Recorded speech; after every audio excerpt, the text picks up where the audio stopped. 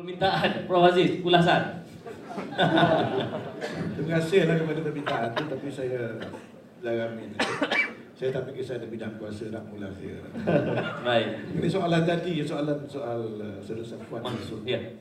Saya fikir kita jangan lupa lah, Akta Universiti ini sama juga seperti akta undang-undang lain, adalah undang-undang yang dibuat oleh Parlimen. Jadi ini hak Parlimen, maknanya rakyat yang memutuskan. Sekarang kita sudah ada dua pendapat ya. Mau BM nak pindah, Pakatan Rakyat nak masuk. Rakyat putuskan dalam PRU 13. Untuk Cik Sa'ad, aku menghalang mahasiswa daripada berhimpun demonstrasi. Betul? Alumni SRC menyatakan sokongan untuk tidak dipindah aku tetap mengadakan demonstrasi satu dan masuk ke dalam universiti untuk mendesak seorang timbalan menteri untuk letak jawatan. Apakah pandangan saudara bahawa aku tu diubah untuk dilanggar atau aku bersifat double standard? Ada pihak yang boleh berdemonstrasi dan ada pihak yang tidak boleh.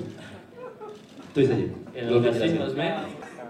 Okey, saya Salam. Assalamualaikum warahmatullahi taala wabarakatuh. Bismillahirrahmanirrahim. Saya Muhammad Ashraf Mustaqim yang di-Pertua Gabungan Pelajar Melayu Semenanjung Universiti Industri Selangor. Okey. Okey, pertama sekali soalan pertama adalah berkenaan dengan saya nak tanya kepada Encik Ha. Okey. Nampaknya panelis kedua popular kita lah Cik Zaha ya. Saya berikan tepukan untuk Cik Zaha dulu. Popular belah boleh.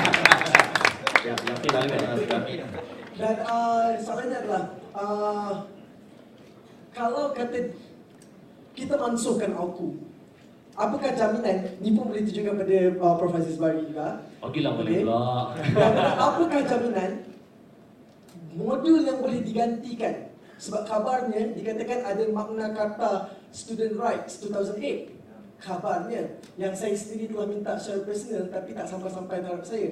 So dan saya setuju kepada Safwan Anang untuk ini kepada moderator juga untuk dia dijalankan maksudnya wawancara yang di kalangan sama-sama mahasiswa di sini. Soalan seterusnya adalah kepada pemangku Naib Chancellor Nisal. Universiti Selangor kabarnya tidak menjalankan AUKU, tidak mengamalkan AUKU dan sebagainya. Okey.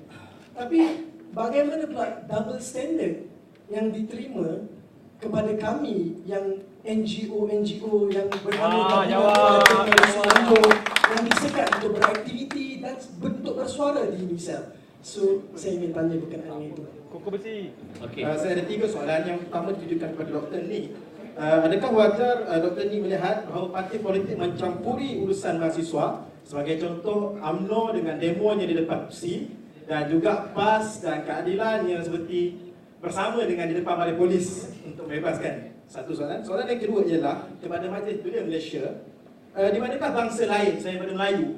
Dalam Dewan hari ini saya melihat tidak ada bangsa, bukan tidak ada tapi ada agak tipis, agak sikit sangat bangsa lain China dan India dalam menyuarakan AUKU ini. Okey, dan saya melihat Laya kot. tetapi kita harapkan India pun ada.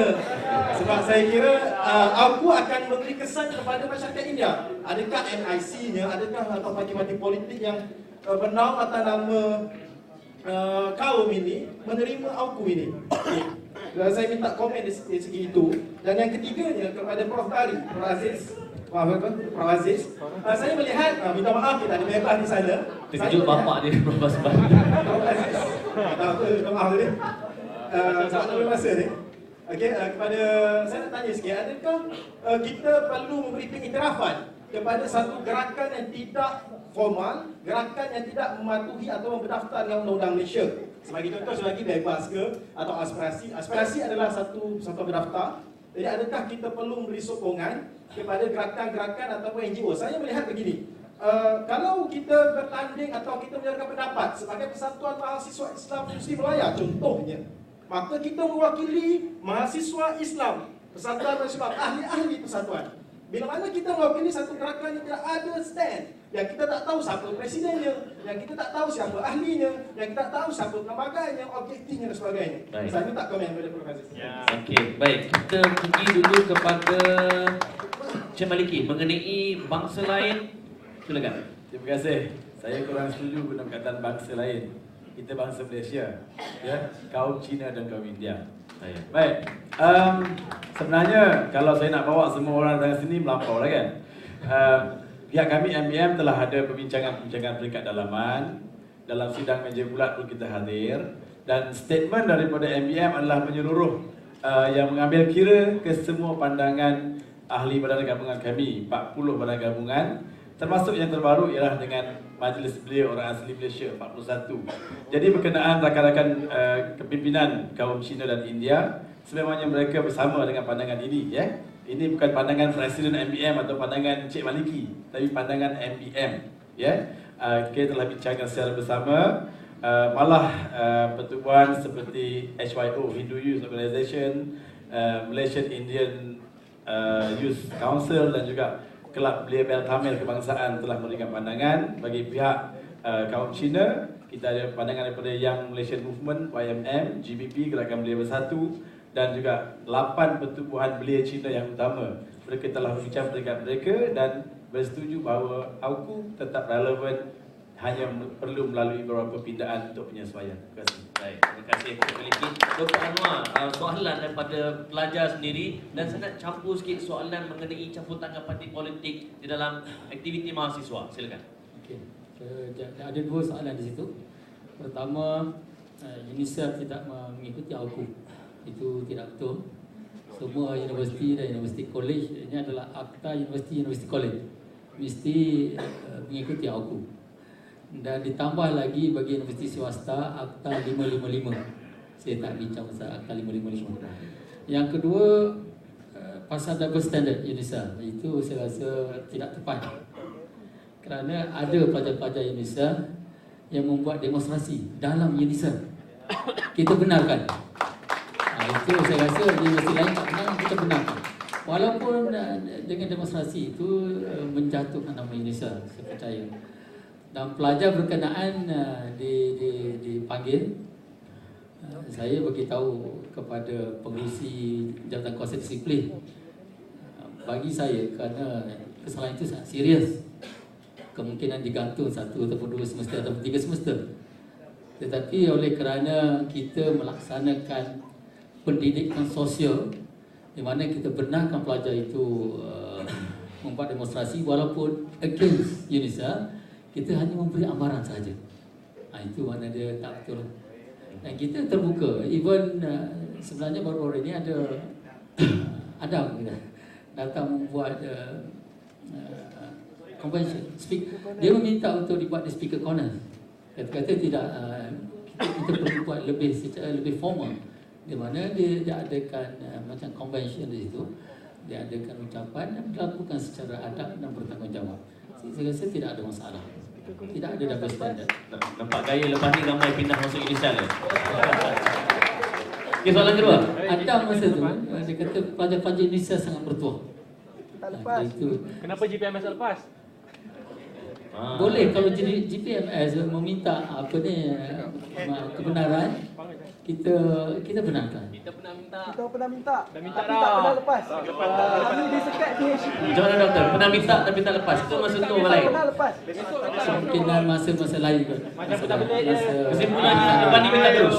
Lepas ni minta terus. Boleh. Okey, Prof, mengenai campur tangan parti politik dalam gerakan mahasiswa.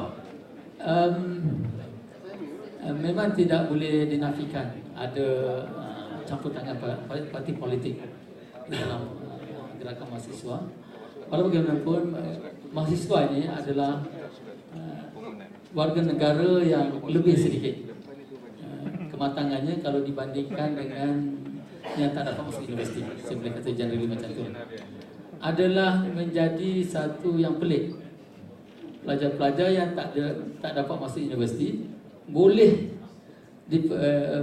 mendaftar, berkempen dan sebagainya yang tidak masuk universiti, tetapi pelajar yang masuk universiti tak boleh. Ada satu yang tidak boleh diterima oleh pelajar-pelajar saya rasa, dan juga sesiapa. Orang yang cerdik tak boleh masuk politik. Yang kurang sedikit, bukan saya kata yang tak dapat masuk politik itu, tapi dari segi kategorinya dia memang kurang sedikit dibenarkan berpolitik. Itu saya rasa satu yang perlu dipikirkan logiknya. Ya, Di mana logiknya? Baik. Saham, soalan berkenaan dengan jaminan dan juga berkenaan dengan double standard, silakan. Okey. Baiklah. Isu yang dibangkitkan dua, mungkin saya akan jawab berserta atau Rangkuman. merangkum dalam satu jawapan yang ringkas. Menjawab pada soalan saya Anang, saya dah beritahu sidang harian, sepatutnya dah panggil saya. Walaupun saya seorang mahasiswa, dia kena panggil pertemuan di antara dua pihak, di antara kumpulan yang menggelar diri mereka sedemikian dan kumpulan yang menggelarkan diri mereka sedemikian, dan biar mereka bertemu di atas pentas yang begitu harmonis seperti ini. Betul. Ini aspirasi masyarakat. Kita tidak perlu takut untuk berbicara. Kita tidak perlu takut untuk react. Apa yang aspirasi buat di hadapan KPT adalah reaction, adalah tidak balas supaya masyarakat tidak melihat bahawasanya institusi Malaysia ini telah dijatuhkan oleh bendera tersebut. Itu yang pertama. Sama ada saya bersetuju dengan saya, tidak, itu pulang. Ini flaw saya. Flaw saya ni. Okey, yang kedua. Kalaulah Malaysia ini, dalam dunia ni hanya ada Malaysia, tak apa, saudara-saudara. Kita berhadapan dengan negara jiran. Kita berhadapan dengan negara Thailand. Kita berhadapan dengan ramai yang musuh yang mahu ambil Selat Melaka. Itu yang pasti. Teruskan. Saudara, bertenang. Dah. Teruskan ni. Tak, saya bagi peluang. Sebab ini demokrasi terpimpin, bukan demokrasi yang tak ketuara. Okey. Apabila kita bicarakan tentang tindakan aspirasi menyokong pimpinan yang amat berhormat Perdana Menteri adalah untuk memastikan Malaysia ini dilihat secara positif oleh masyarakat antarabangsa. Itu jelas. Kalau saudara ingin menggadaikan masa depan negara kerana hanya sekecil kes AUKU, kenapa tak kita bincangkan SPBE? Kenapa kita tak bincangkan bagaimana hak kanak-kanak yang juga mempunyai tidak kesamaan dengan perlembagaan persekutuan? Kenapa kita memilih AUKU? Kerana kita tahu selepas duri kehakiman buruh mahasiswa, inilah tiga elemen yang akan dibuat supaya Malaysia dilihat tidak akan membangun sampai bila-bila. Itu jasa yang kedua. Tindakan kami untuk membuat satu memorandum mengarahkan Timbalan Menteri Pengajian Tinggi meletak jawatan. Saya jangka soalan ini, dan kita tak pernah risau untuk membuat penjelasan, kerana kami berani datang dan kami akan menjawab. Tetapi apa yang dilakukan beliau tak berani nak turun. Seremban dengan Putrajaya amat dekat. Takkanlah Perdana Eksekutif tak laju, Saudara Amin. Lainlah kata wajah saya yang 7 tahun 8 tahun.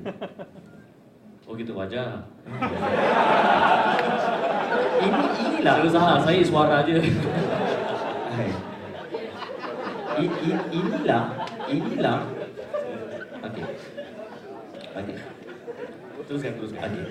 Inilah yang dikatakan, kami berani menyatakan pendapat kami setelah apa yang ditubuhkan dalam pertubuhan atau undang-undang tubuh aspirasi ini adalah untuk melihat kebajikan mahasiswa. Apabila kekeliruan berlaku, kita sayangkan mahasiswa. Kalaulah mereka berarak daripada Suhakam pergi ke televisi, apakah persepsi peniaga-peniaga? Apakah persepsi masyarakat melihat berlakunya perarakan mahasiswa? Walhal ia bukan mewakili mahasiswa keseluruhan dalam universiti. Baik. Lagi? Inilah yang kita rasakan. Sepatutnya di atas kebijaksanaan Timbalan Menteri yang begitu lama dalam politik belia dan mahasiswa ini, datanglah ke Suhakam. Jangan tunggu di RPCC. Itu tindakan yang tak betul. Terima kasih. Baik. Profesor Azubari, soalan berkenaan dengan mengiktiraf gerakan yang tak berdaftar. Bagaimana? Komen. Saya nak mula dengan kita pun nak iktiraf hak sedangkan sahabat dan kawan dia minta. Tapi saya belum tak jabatan. Itu hak dia. Itu pula bukan rakyat untuk menghakimi sama ada pendirian itu betul atau tidak kan. Jadi jawapan saya kepada soalan yang tadi pun ada kaitan ini. Soal undang tu soal. Yang menjadi masalah di sini kalau kita bicara dari undang-undang ialah siapa kuasa yang nak mengiktiraf ataupun tidak itu. Dan kalau kita tengok di seluruh dunia, kuasa seperti ini disalahgunakan. Sebab itu di Amerika Syarikat, kalau boleh saya bawa contoh di pelbagai Amerika Syarikat. Sebelum tu Prof, masa perhimpunan mendesak Datuk Seri Menteri Jawatan, ada FRU ke apa halang?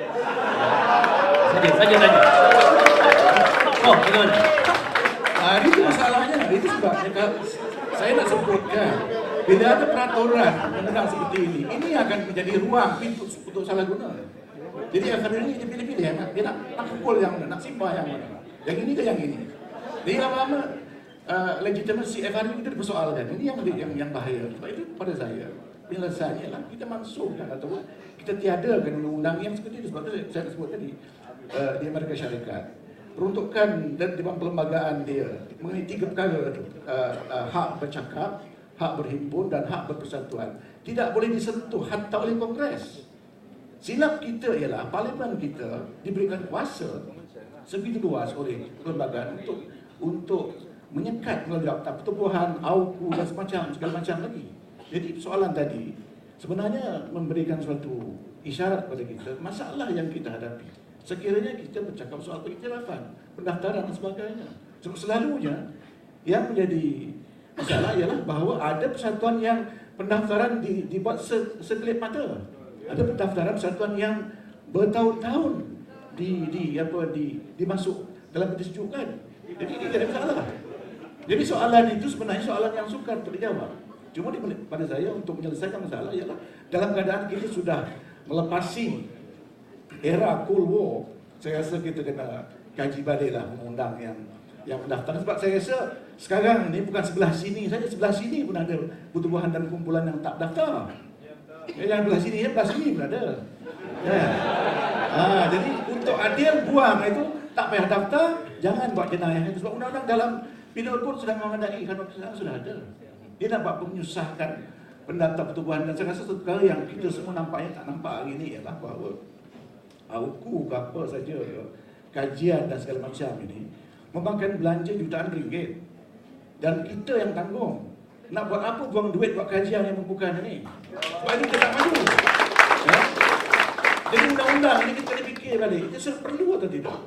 Dan kalau minta profesor kita cetak bahasa tak boleh fikir, serah pada rakyat. Mereka yang bayar, mereka yang tanggung, mereka yang putuskan. Perlu ada atau tidak? Tadi yang kedua soal apa nama tu? Soalan yang pertama tadi pada Strategi PMS ni soal makna kata. Makna kata. Ini pun problem juga oleh kerana kebanyakan generasi yang ada sekarang ini lahir membesar zaman pasca AUKU. Jadi dia tak nampak mendalam. Macam juga ISA. Kalau ISA dimasuk apa nak buat? Jawapannya ialah benda tu tak perlu in the first place. Kan? Gari itu tak perlu yang kita nak kata kalau saya buka gari nak ganti kan apa? Awak bebaslah. Tapi orang sudah biasa dipenjarakan. Burung ini sudah dimasukkan dalam sangkar. Zaman dia menetas lagi, maka pikiran dia macam pikiran burung dalam sangkar. Ini yang sebenarnya kita atasi.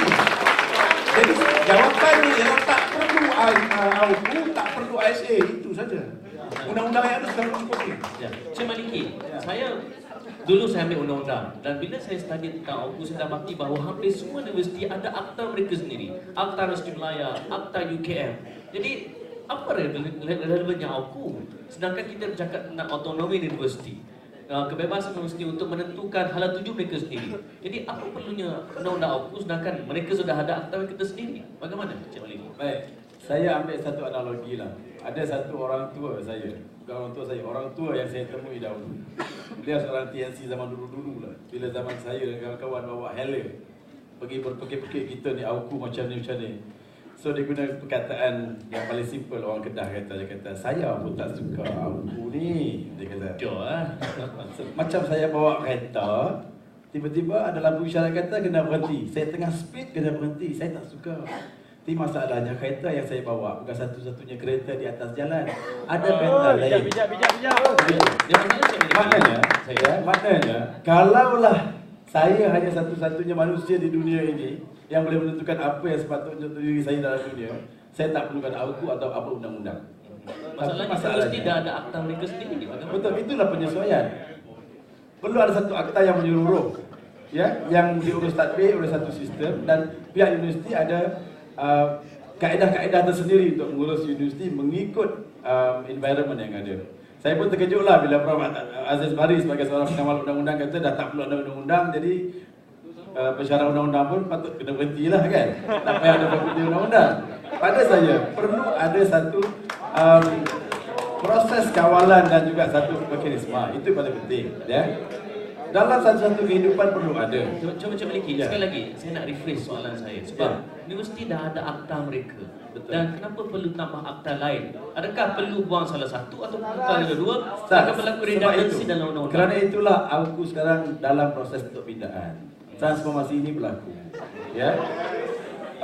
Aku tidak kekal dalam jumut begitu. Universiti juga ada satu kaedah-kaedah pentadbiran tersendiri. Itu disesuaikan, ya. Dan saya percaya struktur masyarakat kita akan terus berkembang, disesuaikan dengan environment yang ada. Mungkin suatu masa aku dibatalkan. Saya tak tahu masa ke depan. Tapi buat masa ini kami masih percaya masih perlu ada kawalan itu. Saya. Prof. Aziz, ada sesuatu nak Ya, diberikan? saya nak sebut soal dia tak faham apa yang saya kata tadi. Saya tak kata free for all. Saya tak kata lawlessness. Faham ya? Saya tidak kata tak perlu undang-undang. Saya kata auku saja. Ya. Sebab dia tahu orang universiti ni cakap dia Melaka tetapi tak tahulah kalau dia rasa ini mesti ada orang bodoh, tak tahulah. Tuan Anwar, ada sesuatu yang ingin tambah? Silakan. Ya Prof. Aziz, guru aku dah lama dalam sangka. Kita buka pun dia tak nak keluar dah. Dia rasa takut nanti makanan nak cari kat mana. Dia tak bebas. Saya sangat kecewa sebenarnya, rasa sedih kalau kita banding ekonomi kita dengan Korea, dengan Jepun. Kalau kita banding 60-an dulu, saya ingat saya masa-masa kecil tu, kalau saya beli barang Jepun malu, selipar Jepun malu kerana kualiti dia sangat teruk. Tapi apa dah jadi pada Jepun sekarang? Dia telah maju jauh ke depan. Begitu juga dengan Korea. Bukan sahaja ekonomi, dari segi pendidikan, dari segi kebebasan dan sebagainya. So, perlu ada satu badan yang saya suggest kepada kerajaan yang membuat penyelidikan pasal pendidikan di Malaysia daripada prasekolah sampai ke universiti. Perlu ada. Jangan buat ad hoc. Rasa nak buat, nak tukar bahasa Malaysia bahasa Inggeris buat. Tukar bahasa Inggeris bahasa Malaysia balik kena buat. Boleh. Kena ada satu research yang mendalam. Satu institusi yang betul-betul go through dan buat blueprint, sentiasa buat research, baru negara kita boleh maju. Baik, hadirin dan hadirat sekalian, bawa bertenang, relax. Seperti mana saya sebut tadi, we agree to disagree. Apa juga pandangan kita based on respect. Prof. Aziz dengan Cik Maliki gurau selama relax. Pergi makan goreng pisang selama relax, tak ada masalah kan. Dan sebagai saya beri masa 5 minit seorang untuk membuat kesimpulan sebagai merangkumkan perbincangan kita supaya anda semua di akhir perbincangan kita ini akan membuat kesimpulan tersendiri, lu fikir sendiri mengikut kata Nabil. Dan pada hadirin sekalian, saya mulakan dengan kawan lama saya, saudara Saha. Kesimpulan, silakan, Tafadhal Mashkur. Terima kasih Saudara Amin. Saya kira apa yang saya simpulkan dalam daripada aspirasi punya pandangan, kita harus membuat tafsiran yang jelas dan tersusun dari segi penyampaian sampai ke bawah. Kita tidak mahu tafsiran itu disalah anggap dan tafsiran itu dia memberi persepsi masyarakat antarabangsa dan masyarakat Malaysia terhadap mahasiswa. Saya risau apabila mahasiswa melihat guru-guru yang dilatih dalam satu institusi. Saya risau dan duka cita apabila engineer yang lahir daripada UTM dia teragak-agak pihak majikan untuk mengambil. Adakah mereka ini mempunyai kualiti dalam penyampaian dari segi kerja atau mutu tindakan dia orang dalam buat kerja nanti. Dan saya kira kewawasan akademik kita harus lihat adakah sekatan ini betul-betul wujud atau tidak. Dan bagaimana tafsiran dibuat. Kalau Tun Hussein On, Allahyarham Tun Hussein On memberitahu pada tahun 18 Mac 1991, akta ini tidak menyekat dan tidak menyekat, tetapi mereka membenarkan mahasiswa dan pensyarah untuk berbincang, penyelidikan dan boleh membuat penyelidikan terhadap dunia politik. Itu yang pertama. Wikipedia pun dah jelas. Dan apa yang kita perlu buat adalah kita mesti pastikan bebas ini dan kerangka mana? Kerangka burung yang dikatakan Dr. Anwar tadi ke? Atau kelompok universiti yang kita gerakkan sekarang ini? Dan kita rasa untuk kebebasan akademik, vehicle yang paling baik, the main vehicle ataupun dalam utama adalah AUKU. AUKU sebenarnya membebaskan pemikiran manusia.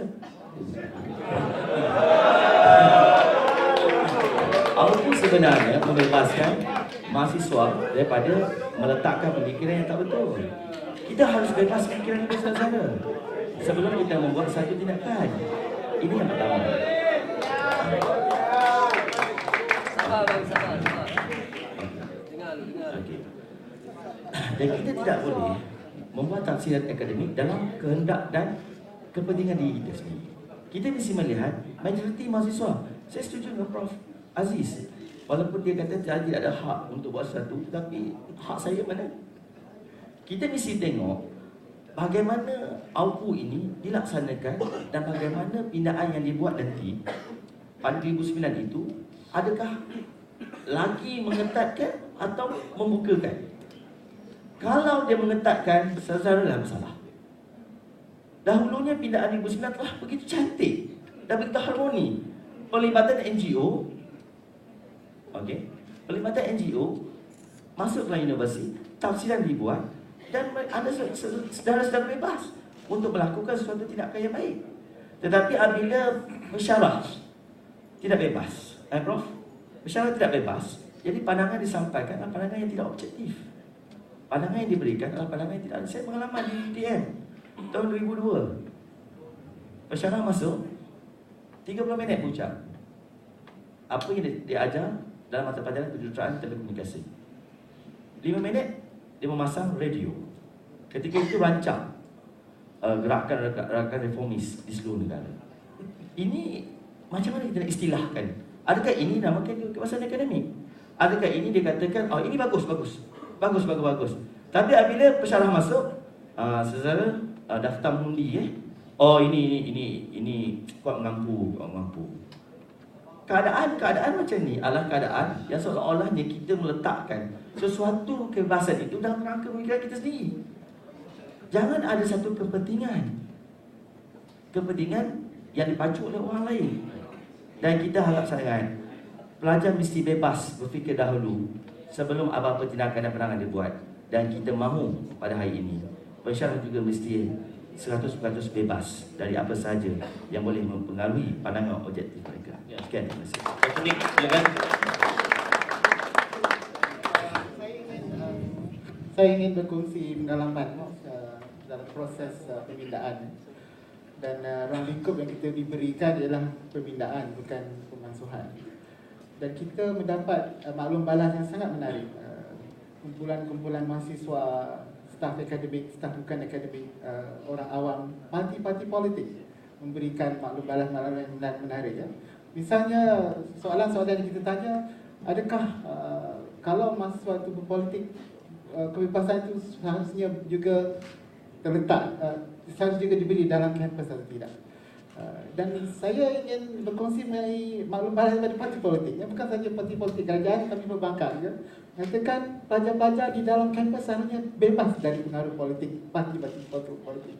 Dan ini bukan dari suara saya, daripada suara wakil-wakil parti politik, parti-parti pembangkang dan parti-parti kerajaan.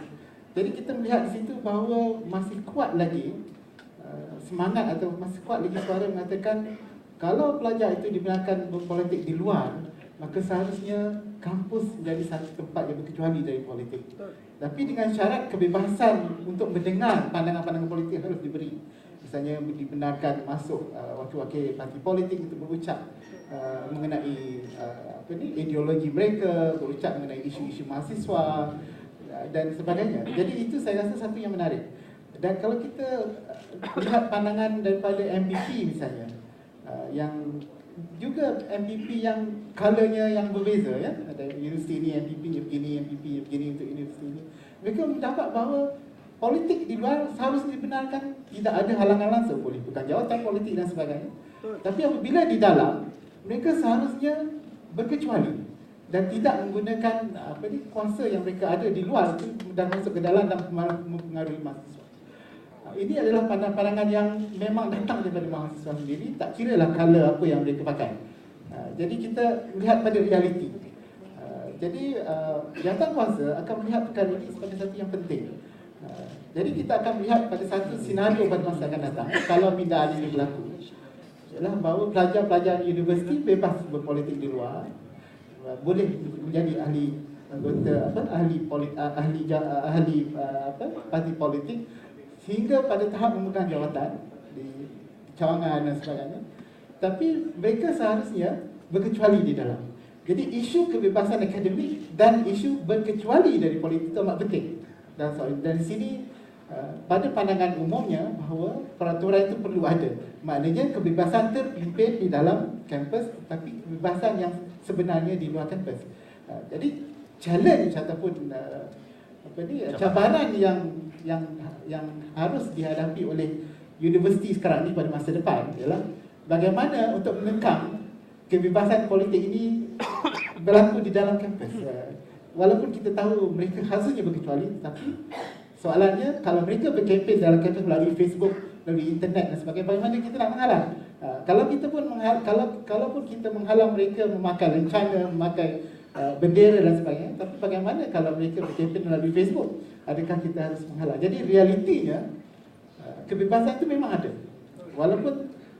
Walaupun tidak ada lagi, belum lagi ada pindahan, tapi secara realitinya memang telah berlaku politiking, pelajar di dalam dan di luar kampus. Jadi saya melihat sebagai penerusi, sebagai satu yang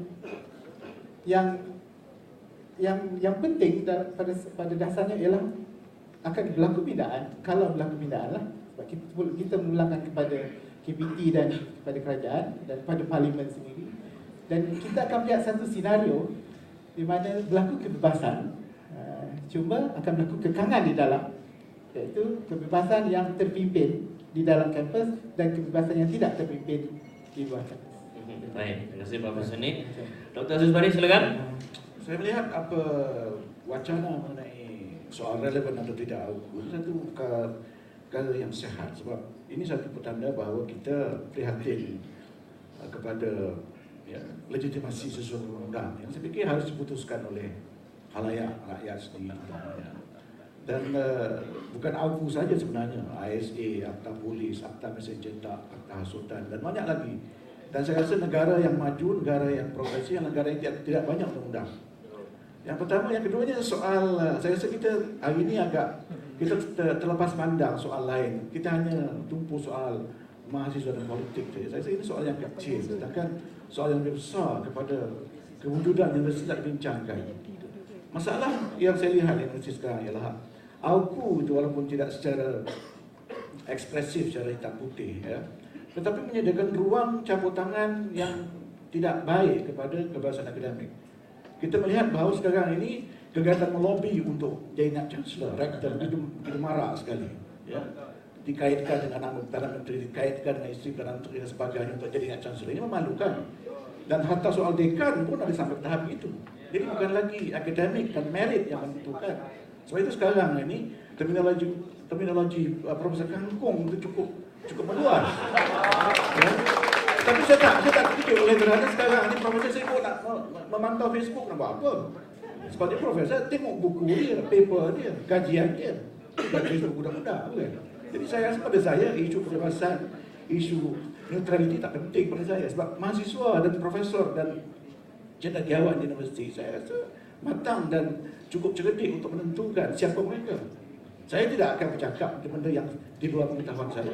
Jadi pada saya wacana seperti ini harus diteruskan dan saya rasa pendidikan ini juga perlu dilantapkan dan saya rasa masalah yang kita hadapi bukan saja di kalangan UMN, di kalangan Pakatan Rakyat pun kita ada orang seperti Menteri Besar Kedah yang nampak salah pandang mengenai AUKU ini. Jadi pada saya ini satu fenomena yang perlu ditangani dengan baik supaya semua orang faham apa maksud kebebasan, apa maksud autonomi, apa maksud kebebasan akademik itu. Bukan mencegik-cegik. Ya, baik. Cik Maliki, silakan. Terima kasih Tuan Profesor. Bagi saya saya sebagai Presiden Majlis Belia Malaysia cukup yakin akan kematangan orang muda kita. Ya, bukan sahaja orang muda yang berada dalam dunia kemahasiswaan, tetapi orang muda kita ini, ada saya yang di luar daripada kerangka universiti pun telah ada kemampuan untuk mengawal diri. Ya. Dan kalau ditanya saya bagaimanakah proses kematangan itu perlu dimulakan, jawapan saya cukup tepat dan jelas bahawa proses mengiktiraf kematangan orang muda perlunya bermula pada peringkat sekolah tadika lagi. Ya, kerana kita tahu cara pemikiran telah berubah, persekitaran juga telah berubah suasananya. Namun begitu, dalam masa yang sama, saya fikir dalam keadaan kerangka konteks masyarakat Malaysia itu sangat berbeza macam Dr. Anwar kata di Korea contohnya. Saya pernah mengikuti kursus selama 2 minggu di Korea, yang mana dalam kursus kepimpinan itu, siapa yang menang akan dapat soju seorang sebotol. Itu sebab nilai di sana diterima. Tapi dalam kerangka Malaysia tak boleh. Sebagai seorang Presiden MBM, saya tak boleh hanya bercakap sebagai seorang chauvinis Melayu contohnya itu. Saya perlu ambil kira ada pelbagai kelompok di belakang sana yang perlu diambil perhatian. Ya. Di Sabah, di Sarawak, orang asli dan sebagainya. Perkara ini, formula Malaysia berbeza dengan tempat lain. Malah Indonesia sendiri merasakan bahawa mereka berbeza dengan Malaysia. Jadi, suka tak suka tuan-tuan dan puan-puan, kita harus menerima suasana Malaysia inilah suasana yang perlu kita beri perhatian, dan sebab itu ada perkara-perkara yang masih kita perlukan untuk mengirim semagawalan. Dalam masa yang sama, harapan untuk mendengar suara anak muda tidak termati di situ. Auku pindaan 2009 secara jelas memberi ruang kepada mahasiswa untuk menyertai pertubuhan-pertubuhan yang bukan politik. Sebenarnya itu satu bukaan yang cukup luas. Bukan saja di bawah Badan Gabungan MBM, mana-mana persatuan sekalipun. Saya masih tetap percaya bahawa kalau kita nak menyuarakan pandangan, mestilah suara itu lebih kuat kalau kita ada asas platform persatuan, pertubuhan. Dan untuk kerangka Malaysia pada saya perlulah ia didaftarkan. Takkan tak boleh didaftarkan. Ya, kerana apa pun suara dan perjuangan kita perlu ada bertanggungjawab. Takkan kita nak mendengar orang tepi jalan yang tak tahu siapa dia, tiba-tiba kita nak pegang suara dia sebagai satu yang kuat. Tak mungkin. Ya? Itu keterbukaan yang rakyat kena faham. Dengan syarat daftar kena tidak double standard lah apabila meluluskan perubahan. Saya memang tidak pernah setuju mana-mana double standard macam Ustaz tadi kata. Kalaulah Adam Adli jatuhkan gambar Haji Hadiah Wang, MBM juga akan minta supaya diambil tindakan kepada Adam Adli kalau dijatuhkan bendera Haji Hadiah Wang. Contohnya begitu. Ya? Kerana pada saya ada perbezaan di antara suara perjuangan Adlisma dengan kriminal. Saudara Adam pernah bercakap dengan saya secara live dalam telefon. Ada perbezaan. Contohnya, apa yang kawan-kawan kita berarak dari satu lokasi ke PWTC, membawa slogan dan menyatakan tentang kebebasan akademik, saya sokong. Tapi bertindak masuk bangunan orang, jatuhkan orang punya barang, itu salah, itu kriminal. Pandai-pandailah kau tanggung. Itu dia. Ya, siapa-siapa pun tidak boleh lepas daripada tanggungjawab itu. Sebab itulah kena bezakan di antara tindakan-tindakan kita. Perlu matang. Ya. Hak dan peluang kepada apa yang kita ada perlu ada bertanggungjawab. Kalau saya kata hari ini Auku perlu dipindah, itu tanggungjawab saya untuk bertanggungjawab di atas apa yang saya nyatakan. Jadi harapan kepada anak muda dalam menyuarakan pandangan bukan satu-satunya mesti melalui parti politik. Ya, contohnya sekarang di bawah Kementerian Belia dan Sukan dan MBM, kita sedang merangkakan Parlimen Belia Malaysia. Itu satu sejarah yang tak pernah berlaku. Apabila setiap kawasan parlimen ada 222 kawasan, kita akan berikan ruang untuk anak-anak muda yang berusia 30 tahun ke bawah untuk memohon dan menjadi wakil. Tak kira siapa pun. Adakah kami ataupun SMM bersedia untuk dipanggil menjadi ahli? Kita melihat tanpa warna, siapa pun dia, asalkan individu itu layak mohon secara online. Dan mereka tidak kira siapa boleh mewakili kawasan parlimen yang mereka ingin isytiharkan. Tak adalah sampai 2 parlimen. Satu cukuplah kan? Kawasan Batu ke, Kuala Selangor ke, tak apalah. Ya, asalkan dia rasa dia layak, silakan, tak ada masalah. Dan itu saluran dia. Itu yang kedua. Yang ketiga, cabaran kepada dunia universiti ialah menentukan citra dan juga nilai yang ingin dipegang. Saya tahu mahasiswa tak suka dilabel sebagai orang UMNO, orang BN, orang PKR. Mereka nak dilihat sebagai mahasiswa. Ini cabarannya. Maka perlu ciptakan satu nilai-nilai yang diterima secara bersama. Tak kira apa ideologi awak, masuk dalam universiti, ini caranya. Ini telah kami lakukan dalam MEM. Dalam MEM ada yang partinya parti kerajaan, ada yang parti-parti pembangkang dan ada yang tidak berparti. Tapi bila bercakap soal belia, idealismenya belia, kita faham sendiri. Jangan tunjukkan warna, jangan sokong berlebih-lebih sampai orang lain kecil hati, jangan mengenepikan perjuangan beliau itu sendiri. Dan kita boleh lakukan. 64 tahun kita berada di situ dan kita masih relevan. Ini buktinya. Sebab itu cabaran mahasiswa dan universiti ialah bagaimana menjadi seorang yang sederhana, perjuangannya diteruskan, tegas, tetapi tidak merosakkan suasana dan kehidupan universiti itu sendiri. Ya. Dr. Anwar, silakan. Terima kasih. Pertamanya saya ingin mengucapkan syabas kepada Sinar Harian kerana menganjurkan satu topik yang rasa sangat baik yang boleh membuka minda pelajar-pelajar universiti dan semua hadirin hari ini. Betul pentingnya sesuatu isu itu dikaji secara mendalam dan akademik. Saya dalam proses melihat dalam proses pembentukan insan yang holistik, kita tidak boleh lari pada isu yang penting. Saya kata saya memahami politik itu sebagai, kalau dalam bahasa Inggerisnya, prudential, meletak sesuatu nilai pada tempatnya.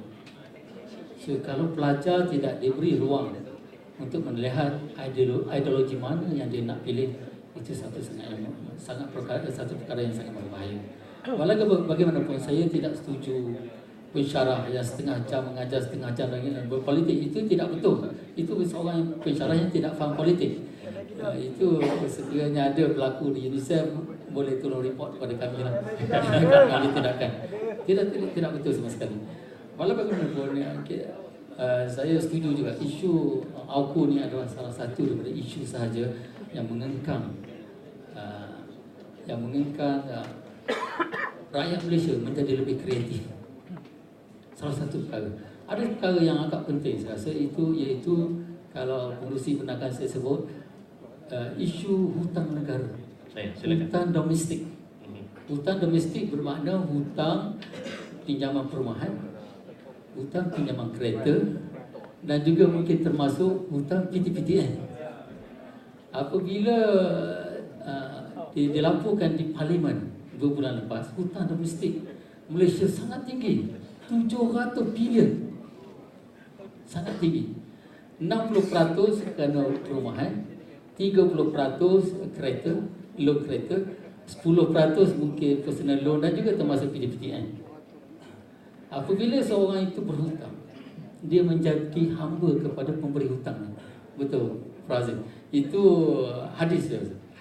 Seorang yang berhutang menjadi hamba kepada pemberi hutang dia. Jadi dia menjadi timid dan takut. Apabila dia melawan, nanti siapa kereta dia kena tarik, rumah dia kena sita. Ketakutan ini menyebabkan kita menjadi kurang kreatif, kita menjadi kurang inovatif. Kalau kita nak banding, saya kata kalau kita nak benchmark, kita benchmark dengan negara maju dan dengan Korea dan Jepun. Jangan benchmark dengan Papua New Guinea. ada orang yang benchmark dengan Papua New Guinea, itu tak betul. So, kita macam mana negara kita yang Allah SWT kurniakan dengan begitu kaya, saya rasa tanah kita sangat fertile, tertanam apa saja tumbuh, dikelilingi oleh laut, hasil laut banyak, minyak ada,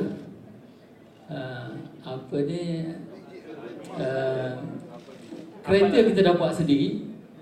Kenapa kita tak boleh mengadakan percuma pendidikan daripada tadika sampai universiti? Saya bagi contoh Thailand. GDP Thailand tak sampai 10,000 US GDP per kapita. Saya ada catat di sini 9,598 USD per kapita. Malaysia 15,384. Tapi di Thailand pada 2009 telah dinyatakan pendidikan dia percuma untuk 15 tahun. Mana dia 6 tahun di primary school, 6 tahun lagi di secondary school, 3 tahun lagi kemungkinan kalau dia masuk universiti. Itu Thailand yang mempunyai GDP jauh lebih rendah pada Malaysia. Dan Thailand memperuntukkan 28.1% bajet untuk pendidikan. 27% bajet untuk education. Malaysia peruntukkan berapa? Berapa? Kurang lebih 15%. Kurang daripada 15%. Bandaraya Bangkok juga memperuntukkan 28.1% bajet untuk pendidikan rakyat Bangkok. Boleh Bandaraya Kuala Lumpur memperuntukkan bajet dia 10% dulu untuk pendidikan rakyat Bandar Kuala Lumpur ataupun Bandar Shah Alam. So pendidikan di Thailand telah begitu advance.